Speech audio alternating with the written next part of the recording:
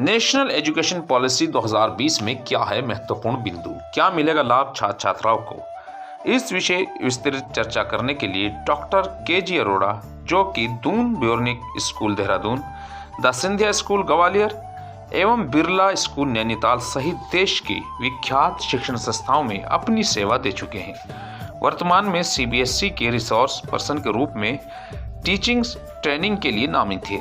आज पहुंचे सर्जन कार्यालय पर और सर्जन संपादक के साथ वार्ता करके इन महत्वपूर्ण विषय पर जानकारी दी।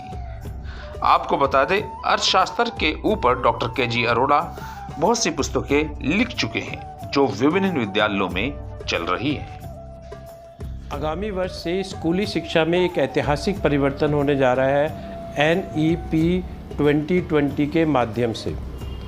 वर्तमान सरकार ने 2020 में इसको अप्रूव किया था और ये आज़ाद भारत की तीसरी एजुकेशन पॉलिसी है। पहली पॉलिसी आई थी 1968 में, दूसरी पॉलिसी आई थी 1986 में, जिसको कहा न्यू पॉलिसी ऑन एजुकेशन, जिसका मुख्य उद्देश्य था एक्सेस एंड इक्विटी, अर्थात समान रूप से सबको शिक्षा को उपलब्ध कराना।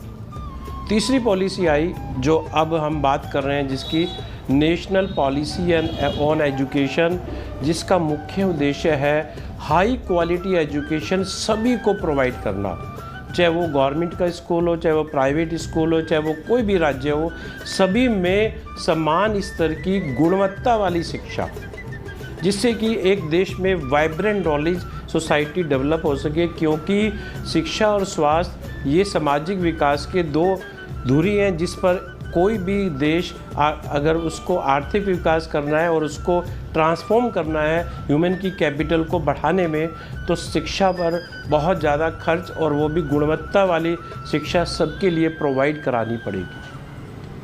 अब इसके लिए गवर्नमेंट ने बहुत सारे उसमें चेंजेस किए हैं। तो सबसे पहला जो चेंज किया है वो है कि अभी तक 10+2 की शिक्षा चल रही थी, अर्थात कक्षा 1 से लेकर 10 तक कॉमन सब्जेक्ट पढ़ने पड़ रहे थे और 11वीं और 12वीं में हम एक स्पेसिफिक सब्जेक्ट को पढ़ते थे। पर अब जो नई शिक्षा आ रही है, इसमें 9th से ही वही पैटर्न शुरू हो जाएगा और उसमें भी कोई भी स्टूडेंट्स, उसके पास चॉइस होगी कि कोई भी वो फिजिक्स के साथ इकोनॉमिक्स भी पढ़ सकता है, फिजिक्स के साथ स्पोर्ट्स भी पढ़ सकता है, फिजिक्स के साथ और वो हिस्ट्री भी पढ़ सकता है, कोई वहाँ पर बंदिश नहीं होगी। तो सबसे पहले हम 10+2 जो थी, अब उसको हमने कन्वर्ट कर दिया है 5+3+3+4, अर्थात पहले जो शिक्षा थी वो फॉर्मल सिस्टम था 12 साल का, अब हो गया है वो 15 साल का। जो नीचे की 3 कक्षाएं थी, जिसको नर्सरी, LKG, UKG कहते हैं, वो अब फॉर्मल सिस्टम में ऐड हो गई है। इसका भी पीछे कारण है। कारण ये है कि जो हम बच्चे को 6 साल तक जितना भी हम पढ़ाएंगे वो आगे वो अप्लाई करता है। अगर आज हम उन बच्चे को फाउंडेशनल लिटरेसी, न्यूमरेसी, कलर्स का आइडेंटिफिकेशन, शेप बनाना वो सिखा देंगे तो वो आगे अप्लाई करेगा। और एक स्टडी के अनुसार जो डॉक्टर्स कहते हैं कि जो ब्रेन का डेवलपमेंट है बच्चे का, वो 6 साल की उम्र से पहले उसका 85% डेवलपमेंट हो जाता है। अर्थात अगर हमें उसको आगे एकेडमिकली ग्रो करना है तो हमें उसको इन सालों को एप्रोप्रिएट केयर करनी पड़ेगी और उसका हमें हर चीज़ से ध्यान रखना पड़ेगा। इसलिए इस 3 कक्षाओं को विशेष रूप से ध्यान में लिया गया है। एक NCERT ने स्टडी करी थी, एक रिसर्च की थी कि 30,000 बच्चों के ऊपर, उसमें ये पाया गया कि जो भी बच्चे जिन्होंने प्री स्कूल अटेंड किया था, वो अब अगर उनको आगे की जो शिक्षा है उसमें वो अच्छे नंबर ला सकें, अच्छे आ सकें, तो उसमें वो अच्छे नंबर के साथ आगे बढ़े।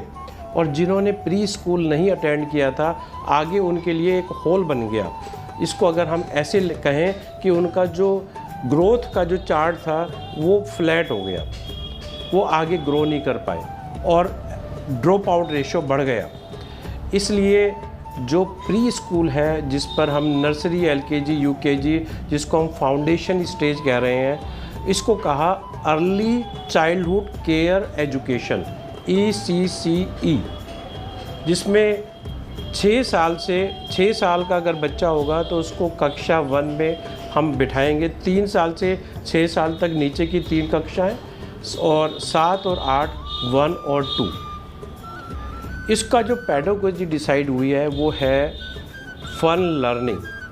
फन लर्निंग का मतलब है कि यहाँ पर खेलते खेलते स्ट्रेस फ्री एजुकेशन के साथ बच्चों को एजुकेशन देना, उसको न्यूमरेसी सिखाना, उसको अल्फ़ाबेट सिखाना, जिससे कि वो आगे अप्लाई कर सके। यहाँ पर कोई भी एग्ज़ाम नहीं होगा, और स्ट्रेस फ्री एजुकेशन के साथ ग्रोस एनरोलमेंट रेशियो को बढ़ाते हुए, ड्रॉप आउट रेशियो को कम करते हुए इस पेडागोजी को डिसाइड किया गया।